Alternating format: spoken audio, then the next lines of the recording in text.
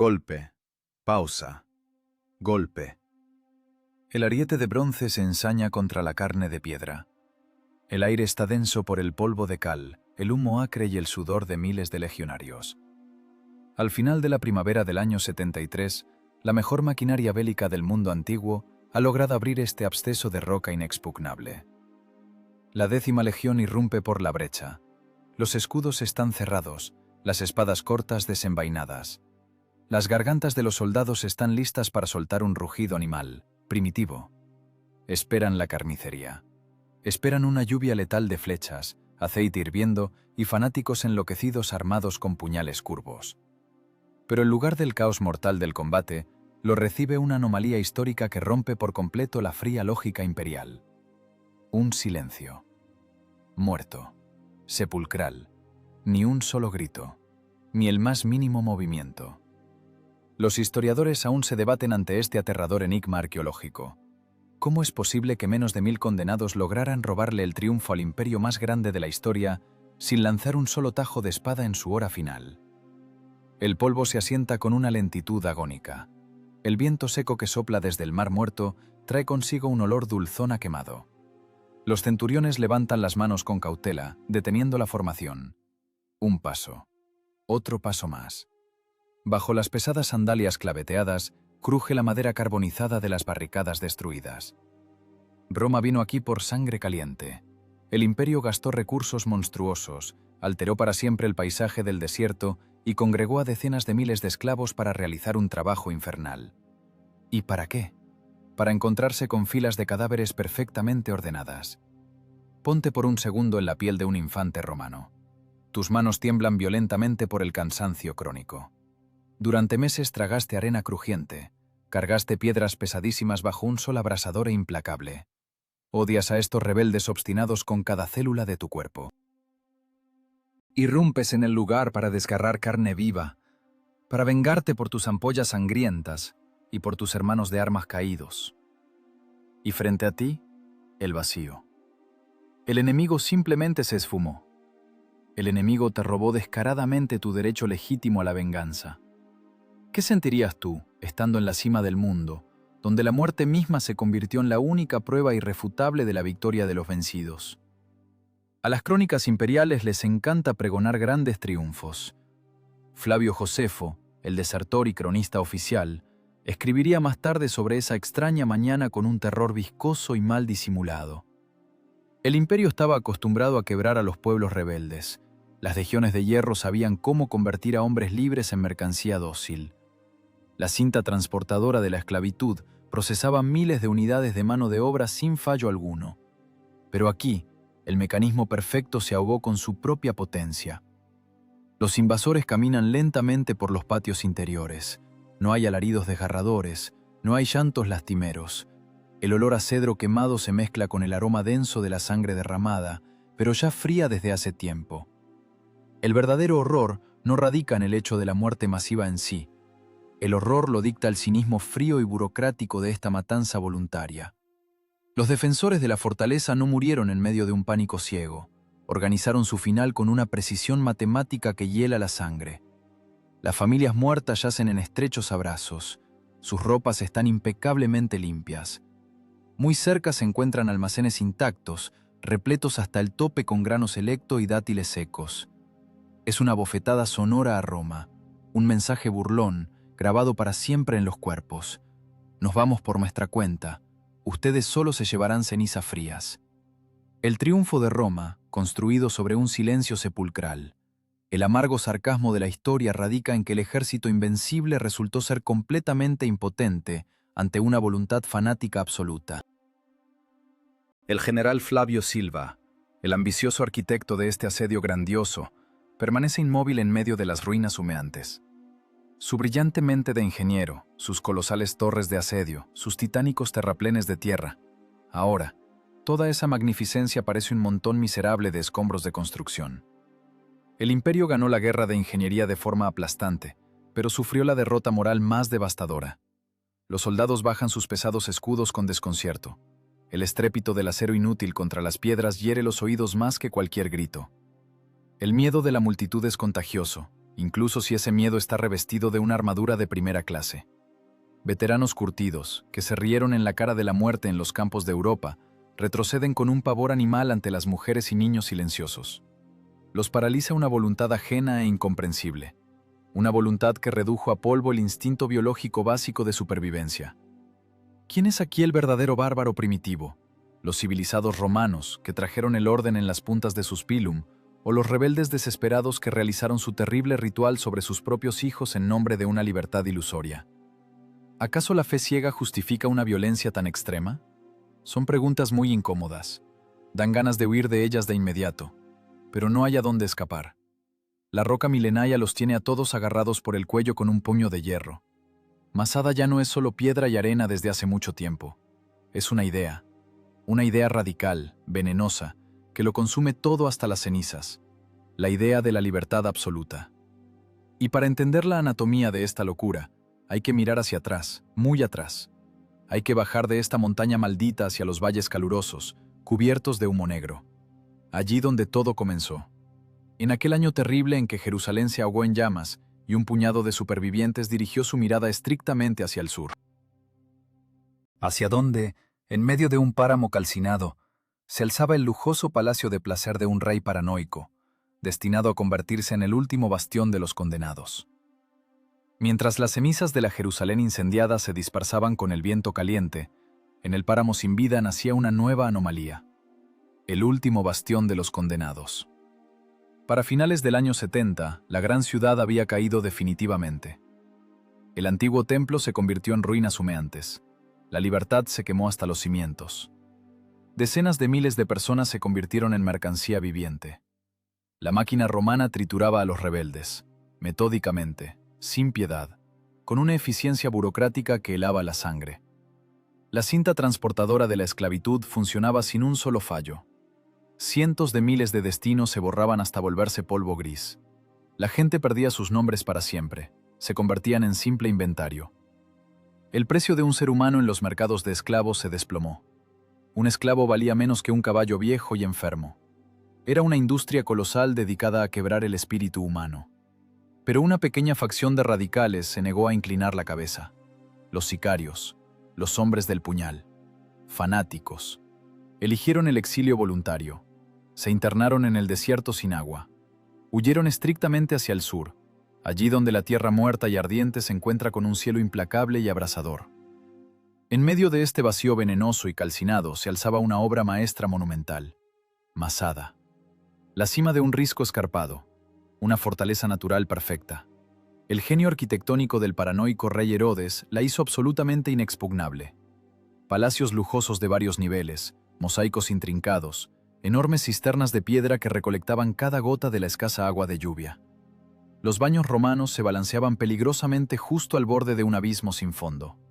Los frescos asombraban la imaginación. ¿Para qué construir tal lujo en un lugar donde la supervivencia misma raya en el milagro? El gobernante muerto construyó esta magnificencia de locura para escapar de sus propios demonios. Los fugitivos convirtieron sus salones luminosos en un altar sombrío. El lujo imperial frío chocó bruscamente con la ascesis desesperada de la supervivencia. Mira este mundo a través de los ojos cansados de un sicario anónimo. Tus sandalias están deshechas y tus pies sangran. Tus músculos se contraen por una deshidratación atroz. A tus espaldas, las cenizas de tu hogar se vuelven negras. Trepas lentamente por el estrecho sendero de la serpiente.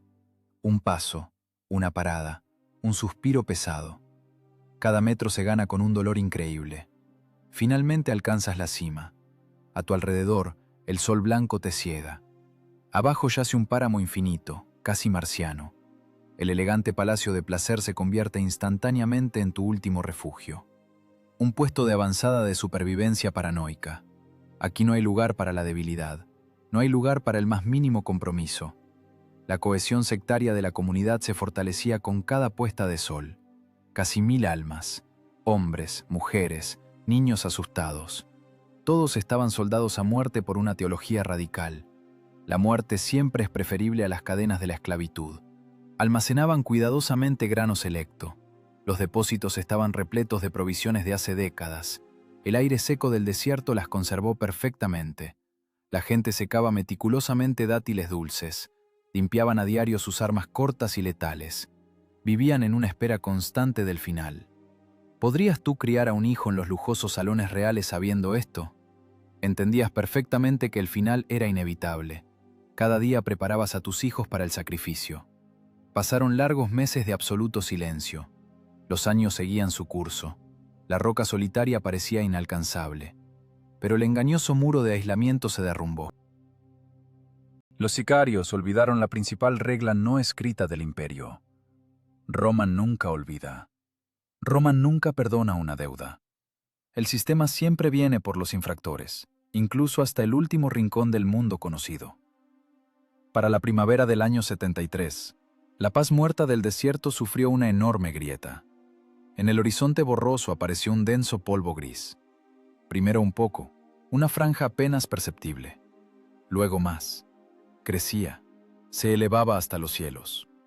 No era una tormenta de arena común. La tierra temblaba levemente. Se acercaba el aliento de un destino inevitable. La ilusión de seguridad absoluta se hizo pedazos. El sesgo del superviviente. Los radicales creían ciegamente en la fuerza de la montaña. Estaban fatalmente equivocados. Abajo brilló el acero frío y pulido. Aparecieron los escudos rectangulares y alineados. Las legiones. Miles de asesinos profesionales marchando en un ritmo perfecto. No venían por oro. Aquí no había tesoros. Venían por un principio de hierro. El castigo debía ser lo más ejemplar posible. La tierra pedregosa y calcinada alrededor del risco escarpado comenzó a cambiar rápidamente. El enemigo levantaba metódicamente los cuadrados perfectos de sus campamentos militares. El poder imperial chocó con la audacia de los fanáticos adorralados. Roma construía caminos magníficos. Los caminos llevaban la ley. Masada reforzaba sus gruesos muros. Los muros contenían el miedo. El confort del palacio se convirtió en una jaula de oro. El radicalismo se transformó en la única religión. Pero las leyes imperiales siempre se escriben con la sangre de los vencidos. No hay piedras, por grandes que sean, que salven de una asfixia metódica. La enorme trampa se cerró por completo. Las vías de escape desaparecieron. El macizo risco solitario quedó en el centro mismo de un gigantesco anfiteatro natural de muerte. Los únicos espectadores silenciosos eran los buitres hambrientos. El director de esta grandiosa puesta en escena sangrienta era el nuevo comandante. Un hombre duro, increíblemente pragmático. Un legado absolutamente carente de cualquier sentimentalismo. Un hombre con el corazón frío de un ingeniero calculador. Abajo, entre las cohortes en marcha de la 10ª Legión, ya resonaba su nombre. Un nombre que muy pronto se convertiría para los defensores en sinónimo de un agarre de acero implacable. Flavio Silva. Flavio Silva no era un sádico demente, era un ingeniero metódico de la muerte. El nuevo gobernador romano llegó al pie del risco con una tarea clara: reducir a los rebeldes a polvo. No solo castigarlos, sino destruir la idea misma de la desobediencia. Bajo su mando férreo se encontraba la célebre 10ª Legión. Casi 10.000 soldados perfectamente entrenados. Una máquina de destrucción con un corazón de hielo. No se lanzaron a ciegas contra los muros inexpugnables. Comenzaron a asfixiar metódicamente la montaña rebelde. Para mediados de la primavera del año 73, alrededor del risco escarpado se levantó una barrera continua. Un muro de circunvalación. Más de 3 kilómetros de mampostería perfecta. 8 campamentos militares de forma geométrica estricta. El lazo alrededor del cuello de los sitiados se apretó lentamente. Roma atrapó a Masada con un agarre mortal. Siente este contraste que hiela la sangre. Arriba hierven las oraciones fervientes. Los sicarios aprietan sus puñales curvos hasta que les crujen los dedos. El aire está saturado de éxtasis religioso. Están listos para el combate sagrado. Anhelan un ataque fulminante. Abajo reina un orden absoluto y aterrador. Los agrimensores romanos tensan con calma sus cuerdas de medir. Los centuriones verifican monótonamente las listas interminables de suministros. Sin emociones innecesarias, sin furia. Solo una burocracia seca y mortal. Los legionarios cavan fosas profundas. Construyen altas torres de vigilancia. Colocan con calma las guardias nocturnas. La ratonera se cerró con el golpe sordo de una piedra pesada. Los defensores de la fortaleza observaban desde las alturas este trabajo de hormiga acompasado. Se reían con malicia. ¿Cómo pensaba el pomposo imperio tomar un risco escarpado de 400 metros de altura? Era pura locura. La naturaleza misma había creado este escudo de piedra inexpugnable. Los riscos afilados caen abruptamente al abismo. Las arenas movedizas te hacen resbalar a traición. Los precipicios letales acechan por todos lados. Los escépticos dentro de la fortaleza susurraban con alegría sobre el pronto agotamiento de los romanos. El agua en este maldito desierto vale más que el oro puro. 10.000 gargantas exigen suministros diarios masivos. Las legiones simplemente se secarían bajo el sol abrasador. Pero Silva resultó ser mucho más astuto. La logística imperial logró lo imposible. Decenas de miles de animales de carga transportaban diariamente agua fresca y grano a través de los páramos calcinados. Roma creó un río artificial infinito de suministros en medio del mismísimo infierno. Las caravanas se extendían en una línea continua desde los oasis más remotos. La ilusión de una salvación cercana para los sitiados se desmoronó. El tiempo cambió de dueño. Ahora trabajaba cruelmente en contra de los rebeldes. El frágil equilibrio se rompió. La situación cambió radicalmente. En uno de esos días bochornosos y calurosos, los ingenieros romanos se detuvieron ante la ladera occidental. Allí se encontraba un promontorio rocoso blanco, una ancha lengua de tierra natural que conectaba la montaña solitaria con la enorme meseta vecina. Silva contempló durante largo tiempo esa anomalía geológica. En su mente calculadora nació un plan increíblemente cruel y grandioso. Si el imperio no puede tomar la montaña fácilmente, el imperio construirá su propia montaña artificial. ¿Has visto alguna vez el triunfo de la crueldad humana sobre la naturaleza?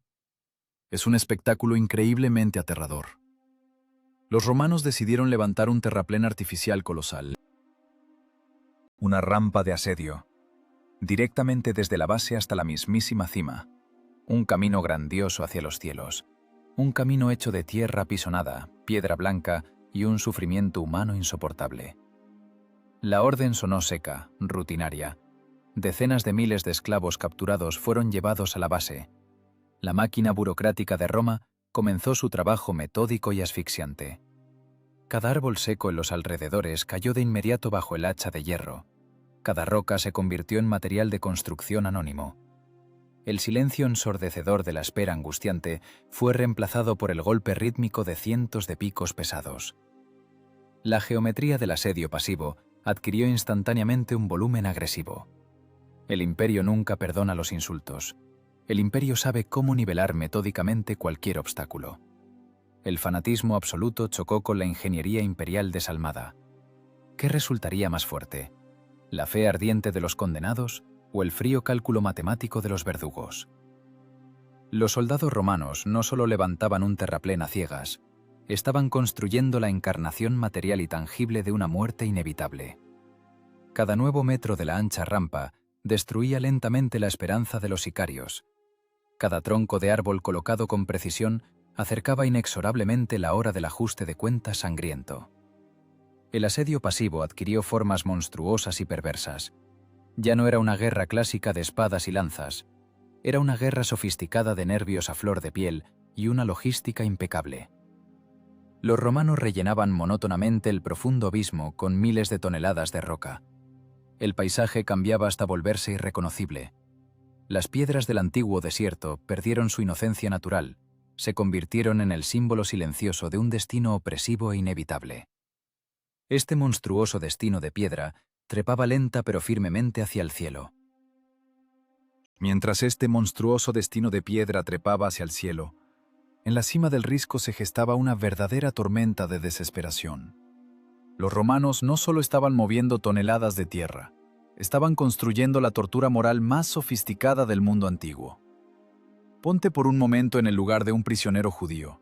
El sol quema sin piedad tus retinas. Tus labios están agrietados por la sed eterna.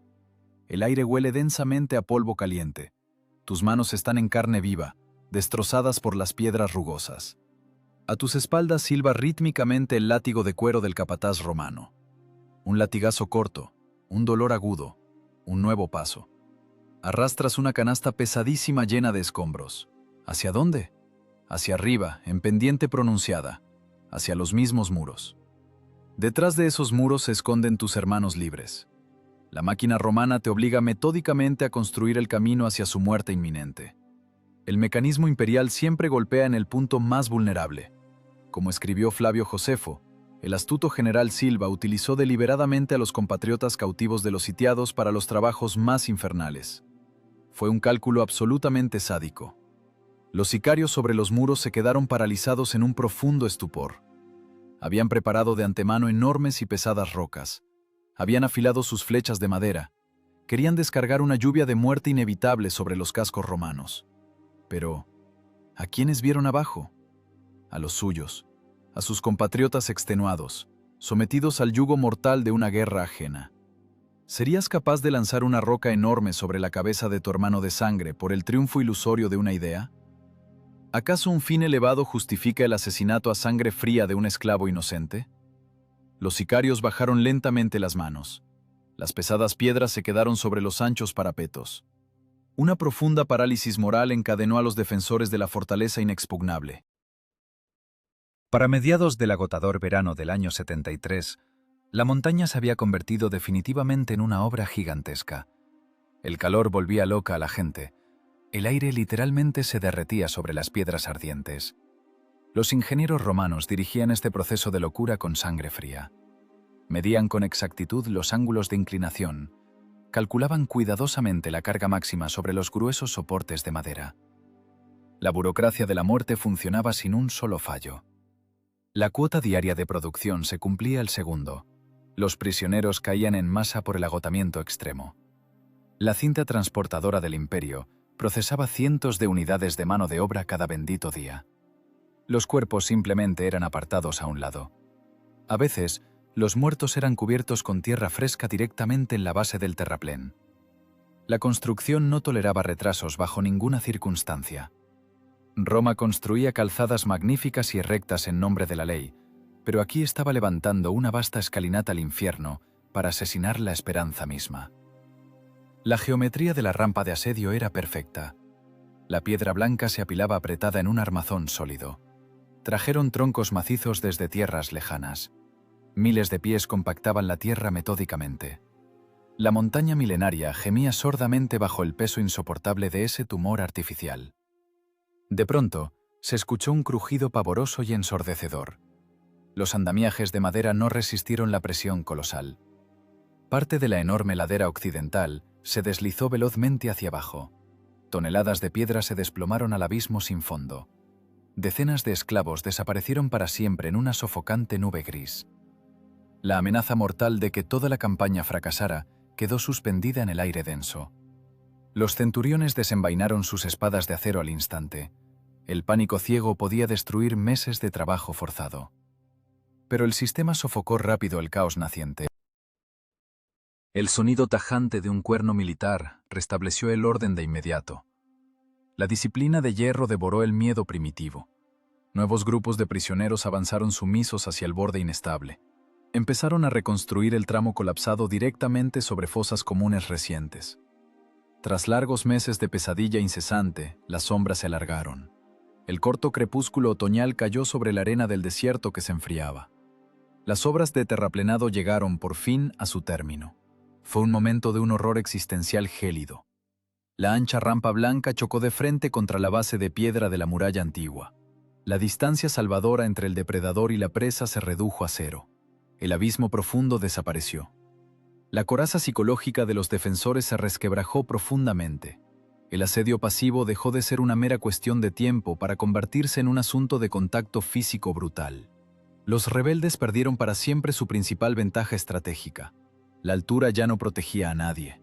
Los romanos ascendieron con arrogancia hasta el nivel de los dioses de aquella montaña maldita. Crearon una plataforma ancha e ideal para su maquinaria asesina. El silencio en la cumbre se tornó físicamente insoportable. La gente miraba con resignación el ancho camino de tierra apisonada. Parecía una herida abierta y terrible en el cuerpo del desierto antiguo. La cruenta guerra de nervios concluyó con la victoria absoluta del pragmatismo romano. La ingeniería imperial quebró la voluntad del enemigo incluso antes del primer espadazo. Pero la gigantesca rampa de tierra era solo un cimiento sólido. Aquel enorme estrado reclamaba su principal instrumento de ejecución. Los legionarios despejaron rápido una explanada nivelada. Prepararon un entablado firme de tablones gruesos. El aire se llenó con el crujido de cuerdas tensas. Se oyó el pesado estruendo metálico de piezas de bronce. El destino, forjado en piedra, cobró una nueva forma. En el horizonte se alzó una torre de asedio colosal que eclipsó el sol para siempre. La colosal torre de asedio oculta el sol. Una silueta negra y gigantesca se arrastra con lentitud por el terraplén de tierra removida. La estructura de madera alcanza casi los 30 metros de altura. Está recubierta por gruesas láminas de hierro. La ingeniería militar romana se presenta en todo su aterrador esplendor de acero. El imperio trajo la muerte al desierto, una muerte acorazada en metal impenetrable.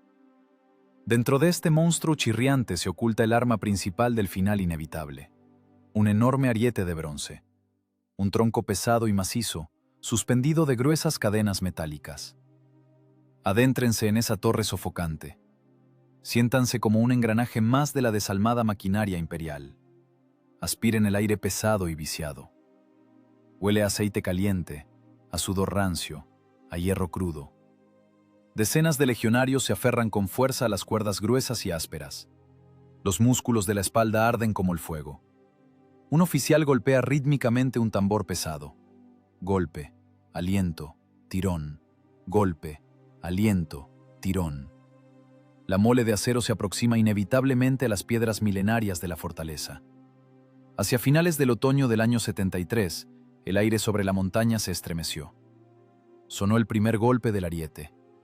La montaña profirió un gemido largo y lastimero. Los muros del palacio de Herodes habían servido fielmente durante décadas, pero no estaban diseñados para la agresión concentrada de semejante máquina. Golpe. Otro golpe monstruoso.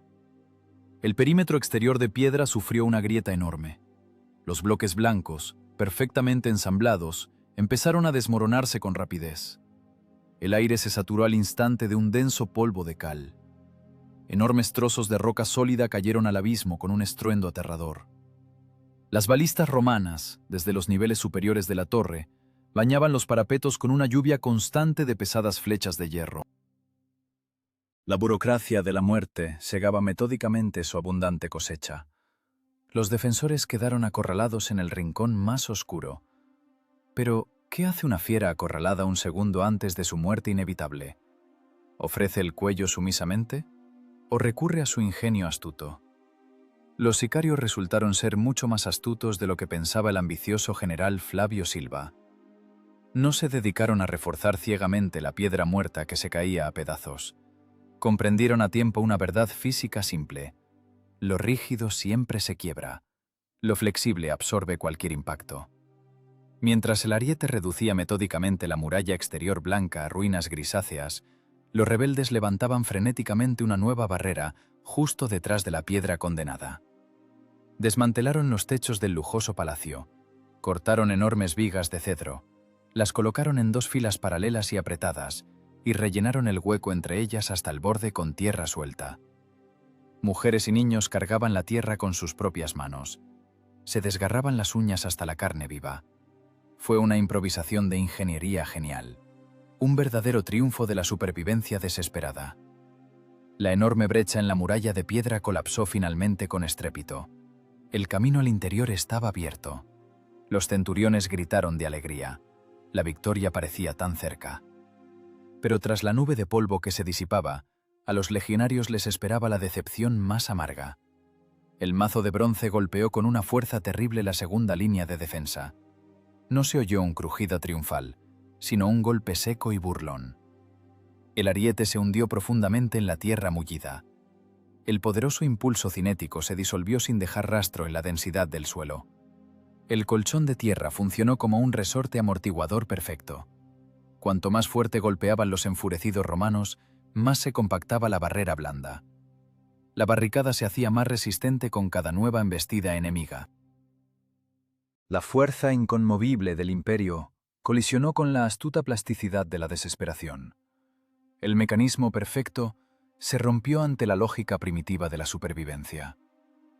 Los soldados dentro de la torre se asfixiaban con el polvo irritante, se asfixiaban con su propia rabia ciega, golpeaban una y otra vez. Las cuerdas gruesas crujían peligrosamente. Las palmas de los legionarios se llagaban hasta quedar en carne viva. Todo era absolutamente inútil. La gran maquinaria de guerra de Roma se estancó vergonzosamente. Un puñado de fanáticos harapientos acababa de burlar a los mejores ingenieros de la antigüedad. Por un breve instante, en la cima de la montaña, estalló un triunfo sincero, una ilusión dulce y embriagadora de salvación. Los defensores gritaban con voces roncas de alegría. Miraban la furia impotente del enemigo abajo. El desconcierto táctico de las invencibles cohortes romanas pareció un milagro absolutamente imposible. ¿Quién imponía las condiciones ahora? ¿El imperio invencible con sus armaduras relucientes o un puñado de locos con las manos llenas de barro hasta los codos? Roma quebrantaba piedras duras para imponer su ley de hierro. Masada moldeaba el barro dócil para preservar su frágil libertad. Sin embargo, el júbilo de los rebeldes fue catastróficamente prematuro. El general Flavio Silva contemplaba esta catástrofe grandiosa con una calma gélida. Su tan aclamada tecnología había fracasado estrepitosamente ante los ojos de todo el ejército. La piedra muerta cedió fácilmente ante la terquedad, pero la madera viva y el simple polvo detuvieron el acero de primera clase. Eso significaba que había que cambiar de inmediato todas las reglas del asedio. Cuando la fuerza cinética bruta del metal se agotó por completo, la mente calculadora romana recurrió a otro elemento, a esa fuerza natural que no conoce la compasión y que no reconoce ninguna barrera de tierra. En el aire pesado se sintió claramente el olor a azufre penetrante. Apareció el denso aroma de la resina hirviendo. Silva preparaba su nuevo argumento, el más implacable de todos. La orden sonó seca e increíblemente tajante. Los legionarios dejaron de lado para siempre el ariete inútil. Tomaron antorchas encendidas con sus manos callosas. Los romanos decidieron convertir esas vigas tercas en una pira funeraria grandiosa. Comenzaron sus terribles juegos de dioses con el fuego. Agotada la fuerza bruta del bronce, la mente imperial recurrió a la fuerza elemental. Los juegos con el fuego empezaron sin discursos pomposos. Una orden seca del legado. El destello de la primera chispa.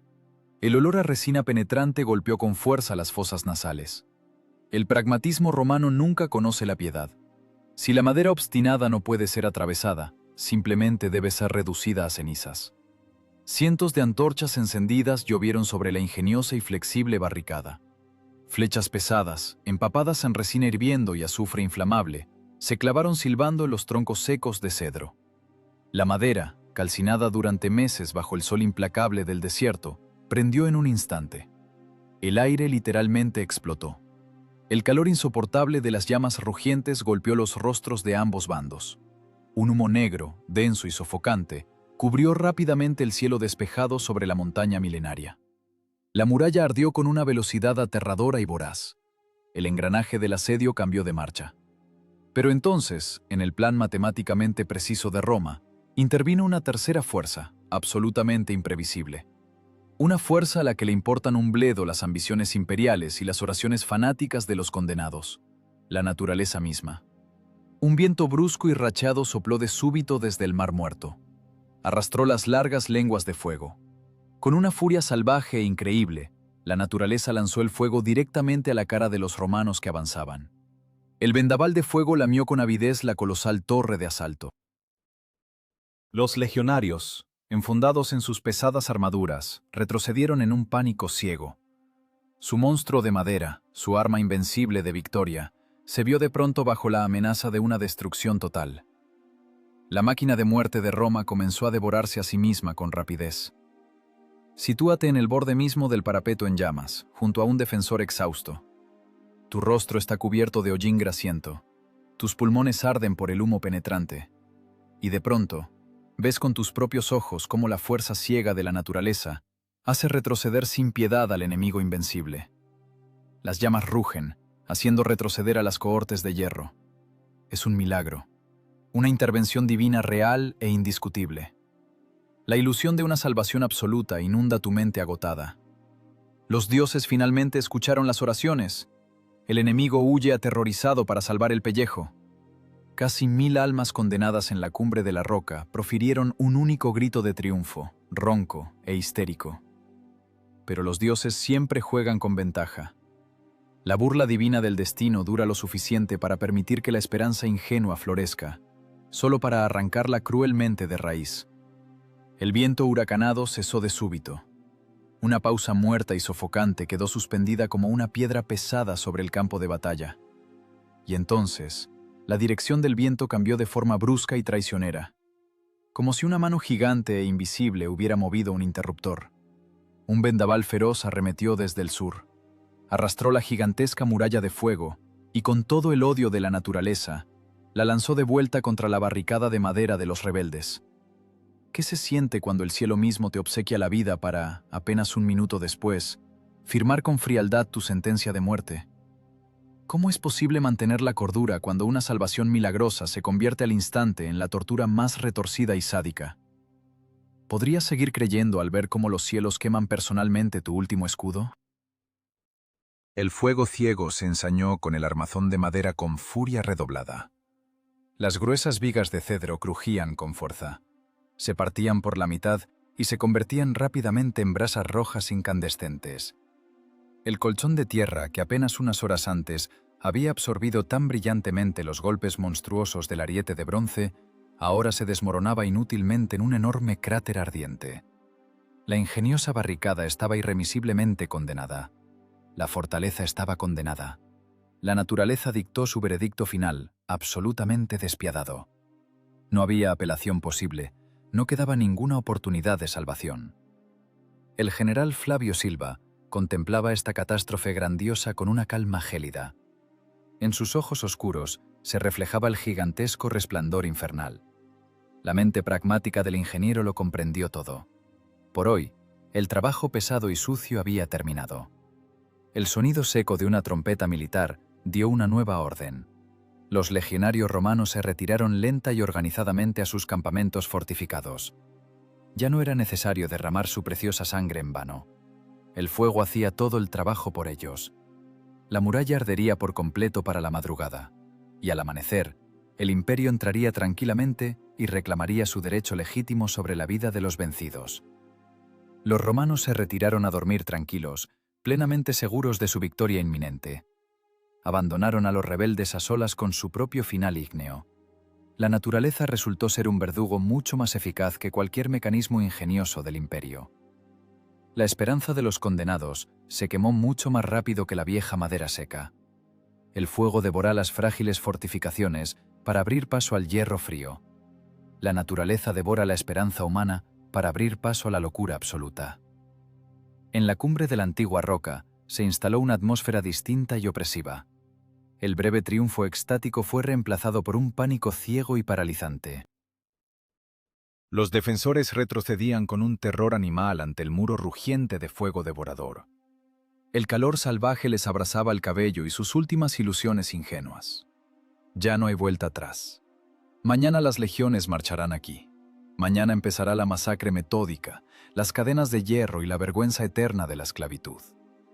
Cuando el escudo de madera exterior colapsó finalmente, dejando al descubierto el corazón indefenso de la ciudadela, sobrevino una oscuridad aterradora. La penumbra densa cayó como un manto pesado sobre las piedras antiguas que se enfriaban. El leve crujido de las brasas que se apagaban se convirtió en el único sonido en aquel silencio lúgubre y surrealista. Los asediados quedaron atrapados por completo en la trampa de su propia impotencia. Se quedaron absolutamente solos con su destino inminente. Y en esa oscuridad absoluta, iluminada solo por el agonizante resplandor de las llamas, llegó la noche de la elección terrible. La noche de la elección terrible consumió Masada. El crujido de las brasas que se enfriaban marcaba las últimas horas de vida de la antigua fortaleza. La oscuridad se espesaba rápidamente. Se arrastraba por cada rincón del palacio destruido del rey paranoico. Cerca de 1000 almas condenadas se congregaron en la amplia plaza de piedra. Hombres con los rostros tiznados por el hollín penetrante. Mujeres que estrechaban frenéticamente contra sus pechos resecos a sus bebés dormidos. El aire estaba impregnado de un miedo pegajoso y del olor acre de la madera quemada. La espera de un milagro divino se hizo añicos. Los cielos callaban. Las legiones allá abajo afilaban sus espadas cortas. Y entonces, dio un paso al frente el hombre cuya voz cambiaría para siempre el curso de la historia. El líder de los rebeldes, Eleazar ben Yair. No prometió una salvación ilusoria. La salvación ya no existía en la naturaleza. Planteó algo mucho más aterrador. Eleazar propuso una libertad radical y absoluta. Una libertad que solo se puede comprar al precio del crimen más impensable. El líder hablaba en voz baja, pero cada una de sus palabras caía como una pesada lápida en un abismo sin fondo. Los romanos vendrán, sin falta, al amanecer. No les regalarán una muerte rápida en un combate justo. La maquinaria del imperio pisoteará metódicamente su dignidad humana. Sus esposas se convertirán en juguetes sin derechos para legionarios sudorosos y crueles.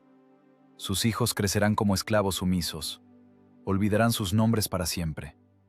Serán vendidos en los polvorientos mercados de Roma por menos de lo que cuesta una bestia de carga. ¿Están dispuestos a tragarse esta vergüenza eterna en silencio? Cierra los ojos y conviértete, por un instante, en uno de los hombres anónimos de aquella multitud. Tus manos tiemblan violentamente por el cansancio crónico. Tu esposa te sujeta con fuerza de la manga desgarrada. Sus dedos están helados. El niño duerme plácidamente sobre su hombro flaco. Escuchas la voz hipnótica del líder. Esa voz se te mete bajo la piel. No suena afuera, suena dentro de tu propio cráneo. Comprendes con una claridad cristalina, tienes razón. Imaginas vívidamente las manos toscas de los soldados romanos en el cuello de tu esposa. Ves claramente el pesado látigo cayendo sobre la espalda de tu pequeño hijo. Esa imagen mental es absolutamente insoportable. Te quema físicamente las entrañas. El temblor desaparece de repente. Tu mano se cierra con firmeza sobre la empuñadura fría de la daga. Estás listo. Podrías mirar fríamente a los ojos a tu hijo, sabiendo con certeza que mañana le ceñirán un collar de hierro al cuello. ¿Qué destino es objetivamente más terrible? ¿Un golpe rápido de la mano de un padre amoroso o largas décadas de humillaciones sangrientas bajo la bota del imperio? Estas terribles preguntas retóricas rompían los esquemas habituales. Quebraban la psique humana. Eleazar justificaba con lógica lo que era completamente impensable. Reformateó la moral básica misma. En su discurso, la muerte dejó de ser una tragedia. De pronto, se convirtió en la única herramienta disponible, un instrumento impecable de venganza cruel. Moriremos libres, susurraba a la oscuridad. Nosotros mismos seremos nuestros propios e implacables verdugos. Robaremos con nuestras propias manos al imperio su triunfo tan esperado y sufrido. Que no capturen sino cadáveres fríos y ceniza gris. Fue un momento de profunda ruptura psicológica. El magnetismo del líder fanático paralizó la voluntad de los oyentes. Las mujeres dejaron de llorar en silencio. Los hombres apretaron sus armas hasta que los nudillos se les pusieron blancos. El miedo animal y primitivo a las legiones fue reemplazado por un éxtasis que helaba el alma. La multitud se contagiaba con rapidez del virus de la autodestrucción voluntaria. Ya no era un grupo miserable de fugitivos. Se estaba formando un organismo único y monolítico, dispuesto a cometer un suicidio colectivo por una idea abstracta. Pero la biología elemental siempre se resiste con desesperación. El instinto animal de supervivencia gritaba con todas sus fuerzas: escóndanse, rueguen por clemencia, vivan a cualquier precio. En el aire pesado quedó suspendida una duda momentánea. Alguien bajó la mirada con culpa. Alguien intentó protestar débilmente. La duda es el enemigo más letal del fanatismo. Eleazar captó esa flaqueza fugaz. Lanzó su último golpe demoledor contra la razón. El líder los acusó cruelmente de cobardía ante la eternidad. Declaró de forma inapelable que sus cuerpos pertenecían únicamente a Dios. Los centuriones romanos no tenían ningún derecho sobre ellos. Rendirse significaba traicionar la esencia misma del universo.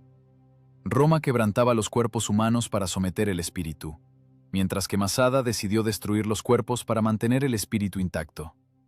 Al final, ambas resultaron ser solo formas distintas de una locura monstruosa. La moral se desmoronó definitivamente. Los instintos callaron para siempre. En la fría plaza de piedra nació una resolución inevitable, el punto máximo del delirio colectivo. Los esposos miraron a sus mujeres con ojos vacíos. En sus miradas ya no quedaba ni una gota de esperanza, solo un vacío ensordecedor. Nada de pánico, nada de lágrimas, solo la mecánica seca y aterradora de un final inminente. La gente se daba la vuelta en silencio y se retiraba a sus habitaciones oscuras. Roma aún dormía profundamente en sus campamentos ordenados allá abajo, pero en la cima ya comenzaba el ritual sangriento de quienes se niegan a capitular. El ritual comenzó en un silencio absoluto, sobrenatural, sin gritos desgarradores pidiendo ayuda, sin intentos histéricos de huida. La gente regresaba en silencio a sus cuartos oscuros. No huían del destino. Iban a su encuentro con una puntualidad que helaba la sangre. Primero, los rebeldes destruyeron todo lo material, todo el lujo saqueado o guardado celosamente durante años de aislamiento estricto. Telas costosas, muebles de madera tallada y tesoros ocultos fueron arrojados a las hogueras. Quemaban su pasado con sangre fría. Sin embargo, deliberadamente, dejaron los enormes graneros intactos. Montañas de grano selecto, pesadas tinajas de aceite y vino, dátiles secos y dulces permanecieron en sus lugares habituales. ¿Para qué dejar comida valiosa al enemigo mortal? No fue un descuido accidental. Fue un escupitajo seco y calculado directo a la cara del imperio invencible. Que los legionarios romanos vieran que los defensores no pasaban hambre en absoluto. Que entendieran claramente que la muerte masiva fue el resultado de una elección absolutamente libre, y no la simple desesperación de ratas agotadas atrapadas en un sótano vacío. Y entonces comenzó la fase más insoportable de esta larga noche. Una monstruosa burocratización de la muerte en nombre de un objetivo superior y radical. Los hombres abrazaban con fuerza a sus esposas, besaban por última vez a sus hijos asustados, y luego cumplían con su deber terrible y metódico. Sin pánico, sin mostrar la más mínima debilidad biológica. Era una macabra línea de ensamblaje funcionando a la inversa. No para la continuación de la especie, sino para la eliminación perfecta de un espíritu indomable.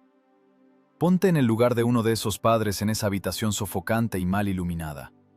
Estrechas contra ti el cuerpo delgado de tu pequeña hija. Sientes el latido rápido de su corazón. Le susurras palabras de consuelo al oído, prometiéndole un pronto encuentro allá donde los romanos jamás llegarán. Le cierras los ojos con cuidado. Tu mano hace un movimiento rápido e inevitable. No eres un verdugo cruel en ese momento. Eres un salvador misericordioso. Acabas de arrancarla para siempre de las garras sucias de la esclavitud romana. Compraste su libertad eterna pagando el precio más insoportable y monstruoso. ¿Podrías pasar por encima del instinto básico de preservar a tu descendencia por la ilusión de mantener la dignidad?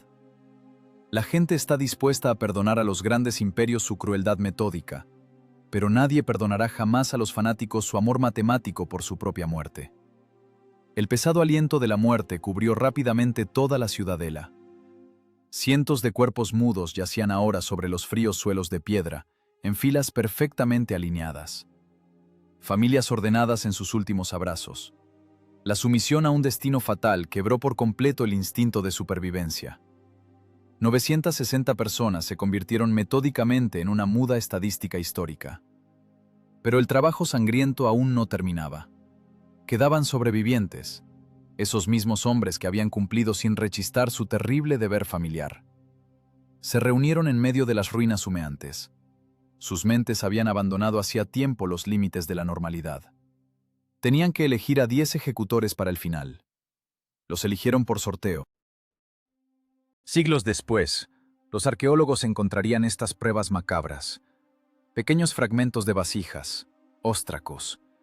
En ellos, con caligrafía apresurada, están grabados los nombres. La mecánica de este sorteo aterroriza más que cualquier río de sangre. Una lotería seca donde el premio principal es el derecho a quitarle la vida a tus hermanos de armas. Uno de los fragmentos llevaba el nombre del líder. El jefe compartió el destino de su rebaño. Los 10 hombres elegidos recorrieron metódicamente las ruinas. Cumplieron su último deber con el resto de los hombres, quienes ofrecían sus cuellos de forma absolutamente voluntaria. Nadie suplicó piedad. El triunfo de la idea fanática absoluta sobre la débil carne humana alcanzó su oscuro apogeo. Horas después, solo quedaba uno. Un solo hombre vivo entre casi 1000 cadáveres. Recorrió lentamente cada habitación. Revisó cada cuerpo con escrupulosidad, como un meticuloso inspector romano. Tenía la obligación de asegurarse de que ni una sola alma viva cayera en manos del odiado enemigo. Tras verificar el orden perfecto de la muerte, el último rebelde provocó un incendio en el palacio. El fuego debía ocultar los últimos rastros. Luego se acercó a los cuerpos de su familia. Apretó con fuerza la empuñadura de la espada con ambas manos. Una estocada rápida, una última y pesada caída. Masada se hundió definitivamente en un silencio siniestro. La vida abandonó esta montaña antigua. La enorme roca se convirtió en una tumba inexpugnable y silenciosa. Solo la brisa de la mañana arrastraba la ceniza gris por los patios de piedra vacíos. Esa ceniza pronto se asentaría sobre las armaduras pulidas hasta brillar y ensuciaría las pesadas sandalias de quienes ya habían comenzado su ascenso lento y seguro por la rampa de asedio. Los legionarios romanos abajo esperaban con tensión el amanecer para reclamar por la fuerza su legítimo triunfo. No sospechaban en absoluto que iban a cosechar solo la amarga ceniza de su propia vanidad. La fría luz de la mañana iluminó con indiferencia las piedras ennegrecidas por el hollín. El amanecer de la primavera del año 73 no trajo alivio, al contrario, trajo un vacío existencial ensordecedor. Los legionarios de la 10ª Legión subían en formación cerrada por la ancha rampa de asedio. Un paso, el tintineo de la armadura pesada, una respiración profunda, las espadas cortas firmemente sujetas en manos callosas. Al frente humeaba una enorme brecha. El muro exterior se había derrumbado finalmente. El camino estaba abierto. Los soldados esperaban un grito furioso, una lluvia de piedras pesadas y flechas mortales. En sus venas tensas hervía la adrenalina acumulada tras largos meses de agotador trabajo forzado en el desierto implacable. El imperio venía a cobrar fríamente su deuda de sangre. El experimentado centurión levantó la mano bruscamente. La vanguardia, con un estruendoso grito de guerra, irrumpió por la brecha. Escudos cerrados, ojos buscando con voracidad un objetivo vivo. Embestida. Golpe.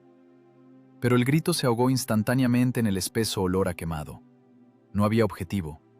La mejor maquinaria militar del mundo antiguo chocó a toda velocidad contra un silencio absoluto y paralizante. El polvo gris se asentaba lentamente sobre los cascos de bronce pulidos. Veteranos que habían pasado por decenas de campañas crueles y sangrientas se quedaron quietos, desconcertados. Dentro de la enorme ciudadela no había ni un alma viva, ni un solo sicario armado hasta los dientes, ni una sola mujer asustada, ni el más mínimo ruido. Solo el crujido sordo de la ceniza enfriándose bajo las pesadas sandalias claveteadas. Los conquistadores avanzaban con extrema cautela hacia el interior del palacio destruido. Su triunfo grandioso, forjado con sudor y sangre, comenzó a disolverse rápidamente en el aire frío de la mañana. Los legionarios asomaban con recelo a las habitaciones oscuras, y allí los esperaba un golpe contra el cual ninguna de las mejores armaduras imperiales podía protegerlos. Filas de muertos perfectamente ordenadas, cientos de cuerpos mudos, 960 personas yacían en un orden estricto, como en un solemne y lúgubre desfile burocrático. Ni rastro de pánico ciego, ni señales de una lucha desesperada por la vida. Ropas impecablemente limpias, rostros rígidos y tranquilos. Un terror animal les cerró la garganta de inmediato a los invencibles soldados romanos. Habían llegado allí con la seguridad de ser los ejecutores implacables del destino, y resultaron ser solo unos patéticos espectadores tardíos de un final ajeno e incomprensible. La verdadera y aplastante derrota de Roma no radicaba en la cantidad de vidas perdidas de sus legionarios, sino en la impotencia total ante una voluntad ajena. Imagínate por un segundo en el lugar de ese veterano canoso. Has dedicado toda tu larga vida al estudio del arte preciso de la guerra. Tu gloriosa legión es un instrumento de sometimiento perfecto e impecable. Han invertido esfuerzos increíbles, colosales. Construyeron una rampa ciclópea, levantaron una torre de asedio gigante. Hicieron absolutamente todo según el manual más estricto de táctica imperial. Y ahora estás ahí parado, como un idiota, en medio de una fortaleza muerta, y tu arma excelente y letal te parece un trozo de hierro inútil y miserable. ¿Qué significa realmente tu gran poder si el enemigo simplemente se negó descaradamente a jugar con él? ¿Quién dicta las reglas en realidad? ¿El vencedor con la espada ensangrentada o el vencido que dio un paso voluntario hacia la eternidad? ¿Sientes ese sabor insoportablemente amargo de una victoria robada para siempre? Pero el golpe más retorcido y sádico aguardaba a los romanos un poco más adelante. Enormes almacenes frescos, graneros llenos hasta el tope con grano selecto de primera calidad, reservas intactas de agua limpia, dátiles dulces y preciado aceite de oliva. Esta naturaleza muerta cínica era más elocuente que cualquier maldición agónica desde lo alto de las murallas. Los rebeldes no se rindieron por un hambre vulgar. Se marcharon en el punto máximo de sus capacidades. Le demostraron al gran imperio, con frialdad y cálculo, que la muerte fue su elección absolutamente consciente y libre. La ingeniería perfecta e inquebrantable de Roma se convirtió instantáneamente en basura inútil ante semejante desenlace monstruoso. Las armas y armaduras del imperio perdieron todo sentido allí donde el oponente se nombró a sí mismo su propio verdugo. Los cimientos morales de la 10ª Legión sufrieron una grieta enorme e irreparable. Hombres fuertes, acorazados en acero impenetrable, retrocedían con un miedo primitivo. La psicología del depredador alfa se hizo añicos contra el frío mortal del orden perfecto de la víctima. El Imperio Romano siempre se alimentó con avidez del miedo ajeno y de la sumisión incondicional. Pero, ¿cómo se puede someter a quienes se han destruido a sí mismos de forma metódica y aterradora solo para no ponerse de rodillas? Fue un fallo sistémico colosal, una desmoralización absoluta y total de todo un ejército. El gran legado Flavio Silva, el cruel y ambicioso arquitecto de este asedio sin precedentes, permanecía en absoluto silencio. Su mente fría y calculadora de ingeniero genial se negaba rotundamente a comprender la monstruosa geometría de esta locura colectiva. Roma siempre construyó sus magníficas calzadas para imponer su ley de hierro, pero esta vez Masada construyó un muro invisible de cadáveres para anular para siempre la esencia misma de esa ley. El triunfo esperado no ocurrió. La victoria olía asquerosamente a ceniza muerta y a una humillación ardiente e insoportable. Los conquistadores vagaban sin rumbo entre cientos de cadáveres mudos, sintiéndose absolutamente saqueados. Se quedaron por la fuerza con unas piedras desnudas que no le importaban a nadie, pero perdieron para siempre y sin retorno el control sobre la historia misma. Y mientras los legionarios, aturdidos por el silencio ensordecedor, intentaban asimilar la magnitud real de su catástrofe moral, surgió un sonido desde las oscuras profundidades de las antiguas cisternas. Un roce apenas perceptible, un movimiento microscópico en medio de ese mar infinito de muerte absoluta. Un suspiro tenue y asustado que estaba a punto de convertir este hecho burocrático y seco en un mito inmortal y abrasador.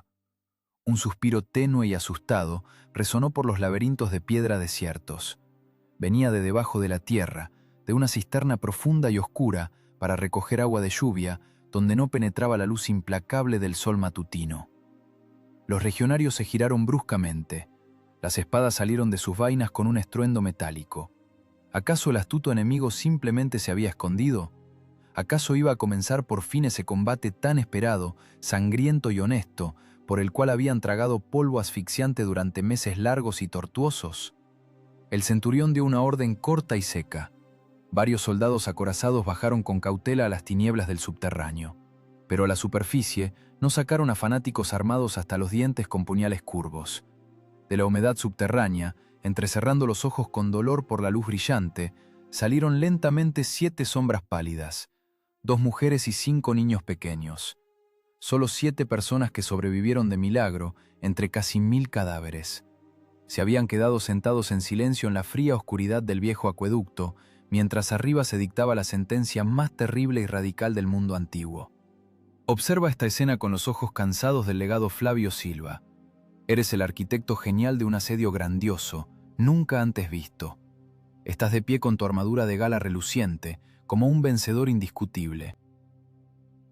Y frente a ti hay una mujer sucia, agotada y con olor a humedad.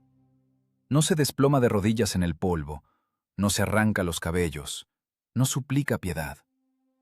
En sus ojos oscuros y hundidos no hay ni una gota de miedo animal. Allí rebosa solo la calma gélida de una testigo absoluta del apocalipsis. Y cuando sus labios resecos comienzan a moverse, cada palabra pronunciada clava metódicamente, como un pesado martillo, el último clavo en el ataúd de tu triunfo imperial. Ella les relata a los impactados romanos, con sequedad y sin la menor emoción superflua, lo ocurrido durante la noche. Habla del discurso hipnótico de Eleazar, que calaba hasta los huesos. De cómo los padres mataban metódica y fríamente a sus esposas e hijas. Del sorteo macabro y matemáticamente exacto. Del fuego que devoró para siempre los restos de su pasado. Los oficiales romanos, veteranos curtidos en decenas de guerras crueles, escuchan esta crónica que hiela la sangre en un silencio absoluto y paralizante. Los burócratas de la muerte se dan cuenta, de repente y con mucha claridad, de que han sido superados cruelmente en su propio terreno. El imperio siempre creyó sagradamente que poseía el monopolio exclusivo de la violencia, pero esta gente andrajosa les arrebató descaradamente ese monopolio. Fue el momento del nacimiento de un mito inmortal, un mito que resultó ser 1000 veces más fuerte que cualquier torre de asedio, muro de circunvalación o ariete de bronce. Estos 7 prisioneros sobrevivientes no eran para nada trofeos patéticos y sin derechos de los vencedores. Eran mensajeros intocables de la eternidad. Portadores vivos de un virus peligrosísimo que pronto infectaría las mentes de millones de personas. Los romanos aún no comprendían que, junto con esas frágiles mujeres de la cisterna oscura, había salido a la luz una idea totalmente inmune al óxido, a las espadas y al paso implacable del tiempo. Los imperios siempre asumen ingenuamente que la historia mundial la escriben exclusivamente los vencedores. Pero a veces, la historia la dictan los perdedores que lograron quemar a tiempo todos sus borradores. Formalmente, desde el punto de vista de la fría estadística militar y política, el asedio terminó con un éxito grandioso. La fortaleza inexpugnable del enemigo cayó. La resistencia armada fue totalmente aplastada. La marca en los informes burocráticos imperiales se hizo con tinta gruesa. Pero moralmente, era un abismo abierto, catastrófico y ensordecedor. Los soldados romanos abandonaban en absoluto silencio esa montaña maldita que olía a quemado. Bajaban con los hombros pesadamente caídos, sin marchas triunfales solemnes, sin gritos de júbilo. Llevaban en su memoria el regusto venenoso y corrosivo de una victoria robada para siempre. La gran e invencible 10ª legión se retiraba hacia las sombras, dejando a sus espaldas solo el orden perfecto de los muertos y enormes graneros llenos de un grano selecto que ya no le servía a nadie. Todos esos orgullosos legionarios inevitablemente se convertirán un día en polvo gris. El gran imperio romano caerá sin remedio bajo el feroz embate de los bárbaros. Los magníficos acueductos de piedra se secarán, y los templos monumentales quedarán cubiertos para siempre por la maleza. Pero la historia de un puñado de locos obstinados que eligieron la muerte voluntaria en lugar de una esclavitud vergonzosa, en una roca solitaria en medio de un páramo calcinado, los sobrevivirá fácilmente a todos por muchos milenios. El mito de Masada se convertirá en un arma cultural fenomenal. Alimentará durante siglos nuevas rebeliones sangrientas, generará constantemente nuevas y feroces disputas. Se convertirá en el símbolo absoluto e inalcanzable de la libertad humana sin concesiones, fundido para siempre en la forma aterradora de un suicidio colectivo. El pesado silencio de las ruinas antiguas oculta con seguridad el precio real de este hecho histórico. La memoria humana, aún latente, se abre paso con terquedad a través de la colosal espesura de los siglos. Los historiadores académicos discutirán infinitamente sobre pequeñas discrepancias arqueológicas. Los humanistas y moralistas condenarán con furia el fanatismo ciego. Pero el hecho frío sigue siendo un hecho. Esta montaña muerta cambió para siempre las reglas básicas del juego entre el poder y la sumisión. Y ahora, estando mentalmente al borde de este abismo sin fondo, mirando las piedras frías y calcinadas y escuchando atentamente el susurro tenue del viento seco del desierto, hazte una última pregunta, la más incómoda de todas. Una pregunta que destruye instantáneamente cualquier comodidad moral habitual. Si la libertad absoluta y cristalina exige inevitablemente la destrucción por mano propia de aquello que más amas en el mundo, ¿no se convierte acaso esa libertad en la forma más retorcida y oscura del mal absoluto?